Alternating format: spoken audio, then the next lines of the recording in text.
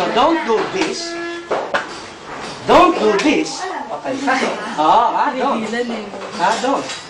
And don't do this. Sapul ka pa rin. Why? Yin line. Yung muscle. Asan yung muscle? So the first thing you have to do is redirect. So redirect. First, in with an attack. You don't redirect and then wait there. No. How do you redirect? Wait. Huh? Oh. Disarm. Hit the groin. You don't wait. You have to put your hands up. Bakit? As you put your hands up, ang lapit na sa weapon. You see? You only have 12 inches or 10 inches to go. Pero pag yan nandito yan, say boom, boom. Tapos na. Oh, say boom if you see me. Wala na. You understand?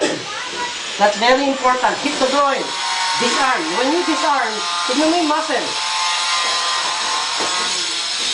Check the muscle. See? The muscle, if that goes there, delikado ka. You disarm this way. Papunta sa kanya.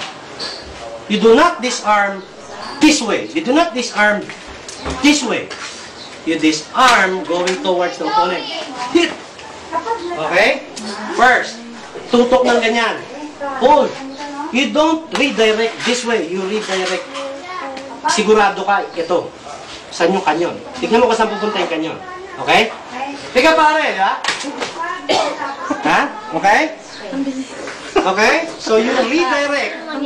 Tignan mo yung kanyon kung saan pumunta. Slow mo tayo. You redirect first. See? Boom! Pumutok man yan, doon. Okay? Pag ganyan, ganun din. Pare, di ba? Redirect. Hit the groin. Then disarm. Wala nang baril.